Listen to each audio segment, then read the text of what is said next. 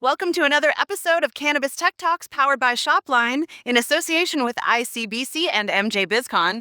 I'm Mary Jane Gibson, and I'm here with Brett Harris, the founder, president, and CEO of LuvBuds LLC. Thank you, Mary Jane. It's nice to be here. Thank you for having me. So glad to meet you and talk with you about your pretty incredible business. So tell us what LuvBuds LLC is. I know you are front of house cannabis dispensary product. Yes. I created LuvBuds really as a tax hedge for dispensaries because of 280E. Which, for those who don't know, is the tax law that adversely affects any cannabis business because of how the federal government sees every dispensary as a trafficker of illegal narcotics. And so because of that, they're only allowed to write off their cost of goods. And I'm from Denver originally. At the time that cannabis became legal, I lived in California. But being from Denver, a lot of my friends got licenses. And when I would go home, I was a business analyst after I sold a business. I came back and I would analyze their companies, and I was sort of shocked by the margins and the business model. But 280 kept coming up. Like, they had this huge tax problem that they were being taxed on their gross instead of their net profit because they couldn't make standard write-offs.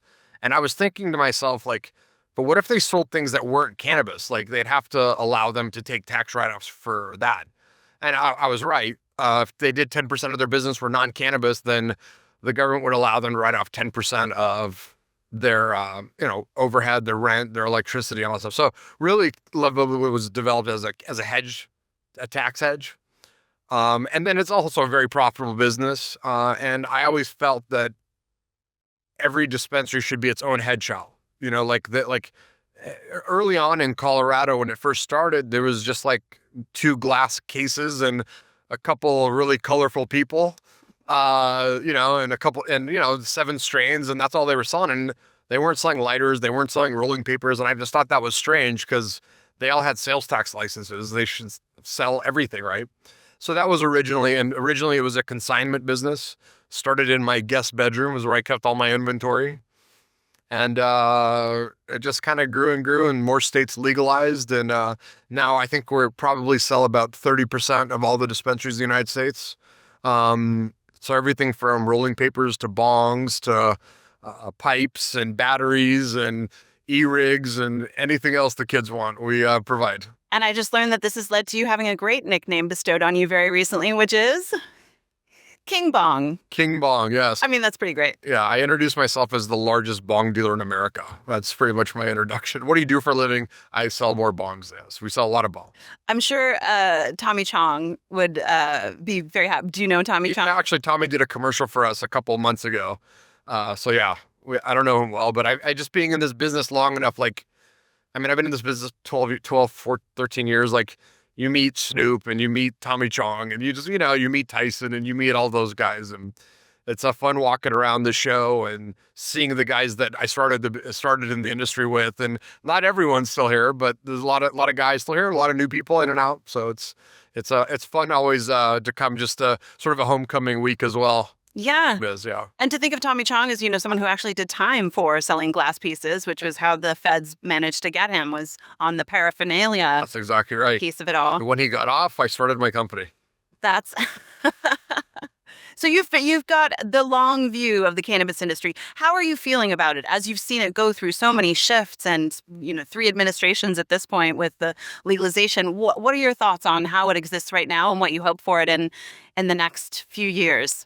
I would say that our industry is a little bit sick right now, right? There's ebbs and flows to every industry, and we're at a trough period where it's, I think only the strong are going to survive. I think, I'm used to selling independent mom and pop stores, and that part of the business is starting to go away. It's being owned by these big companies, MSOs or regional chains. And also all of these MSOs, regional chains, have taken on a lot of debt. So the industry is sort of at a precipice now where you got to get really lean, got to get really, really strong. And also, everyone's waiting for that glimmer of hope of some sort of legislation that's going to tip the scales positive. And, and some might argue that this THC, this hemp ban, might be positive for legal cannabis. It depends on how you look at it. Some people are really upset by it. Some people are really excited by it. I think that's really interesting. Can you talk about that reframe? Yeah. So, in Texas, cannabis is illegal, right? For the most part, right? They've got a couple of dispensaries, but you could get intoxicating hemp products from anywhere, and that was totally legal.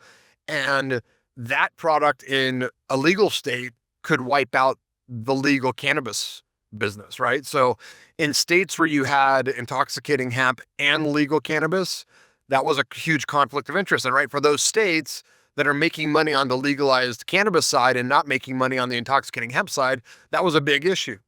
And I think it was a big enough issue that it made it to where it made it. And now I think, I do think that in the intoxicating hemp is probably going to go away. I think there's enough lobbyists and enough strong people to keep the seltzers and the alcohol replacement business existing.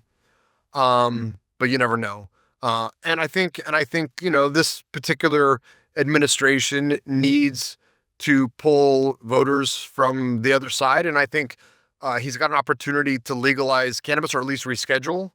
Who knows? That could have been the precursor to that. You never know. Being in this business so long, and everyone's always been waiting for good news, and it's never come. So I just wake up every day and put on my pants and go to work and do the best that we can every day and try to come up with innovative ideas to grow my business and stay profitable. And we've managed to grow for 11 straight years and be profitable 11 straight years, and that's so we're all looking forward to those good things happening, but I don't think counting on them is a good idea. Speaking of changing things in your business as you evolve and grow, you were just talking about some shifting happening at your company. Are you able to talk about that and what's looking at going forward? Sure. I mean, as companies evolve and grow, the founder of the company's role changes, right? There was a time that I was the buyer and the sales manager and the controller and head salesperson, and now that's sort of progressed, and we've been seeking a chief revenue officer for about 6 months now.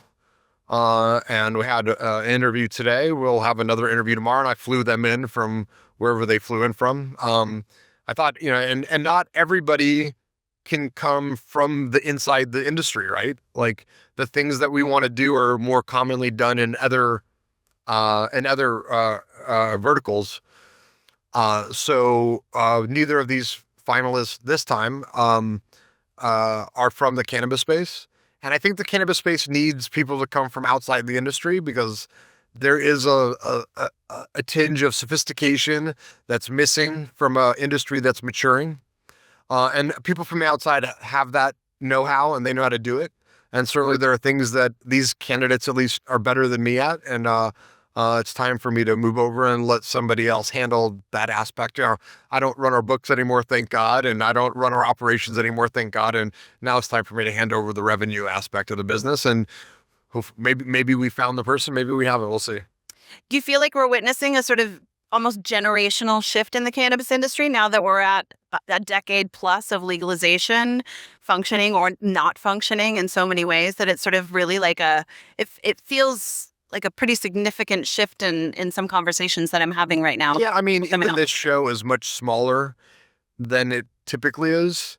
So there's a lot of companies out there hurting right now, whether they be ancillary providers or service providers or chains or growers or whatever it is. I mean, I think that there, I mean, you remember the internet boom, right? Internet stocks went crazy and then it just fell out to the bottom. Well, the internet didn't go away. Right. Just the people that didn't have good business models went away. The bubble burst. That's right. Yeah. That's right. And I think that you're seeing something like that in cannabis today. The smoke cloud is evaporating. Yeah. But there will be another one. Yeah. Well, cannabis certainly isn't going away, and the consumer base is never going to change. The people who love cannabis are always going to love cannabis. There will always be a new way to consume it. But I don't see it going. The toothpaste is out of the tube, I like to say. It's not going to go back in. I don't think there's any fear of illegalization. I think it's here. It has to be, the business has to be mastered. And uh, I think that there's been a lack of seriousness. I always say this about the industry. The industry is culture, right? And so in order for you to have a business in this business, you have to have a lot of culture in your business. But if you don't have business, if you don't run it like a business, then it doesn't matter how much culture you've got, right? Like, there's a yin and yang, but at this point, like, culture has been the pervasive part of the scale, I think, for the first 10, 12 years. I think it's time for business to come in and to really run it as a business. And it still does all the great things, right? But in order to keep people employed and not hand out people their last paychecks, right? You got to get real serious about how you run your business, running a tight ship, all that stuff. So I think that's where we're at right now. Strong companies are going to do very, very well during this period of time. There will be a vacuum and it will get filled by people that that run business well. Is there a state legal market that you currently look at and can sort of point to and say you think they're getting some or most of it right? I always thought that Colorado did a good job, right? I mean, and by the way, Colorado has its problems right now. Colorado was built on locals and tourism. And when Colorado, Oregon, and Washington were the only states you could buy cannabis recreationally, then tourism was a big deal. Well, now we've got, 30 some odd states that have got legalized cannabis. So that tourism thing has sort of dissipated. And Colorado, but as far as the rules, the laws, and the way the state handled it, at least originally, when I was a consultant early on, legislators from other states, California specifically, were very interested in how they should write their laws. And I said, don't rewrite the laws. Take Colorado's business model and improve that. Don't rewrite the whole thing. Of course, they rewrote the whole thing. Yeah. And that's the problem, is that every state's got different rules. And some of them are just silly rules, and some of them are just like stupid rules. And onerous. And prevent you from being successful. And, when you hear about states that are thinking about increasing taxes, that just keeps the black market alive. So, I mean, there needs to be some sensibility and politically and legislatively for the industry to work well. And there's got to be, there's got to be the will to do things correctly.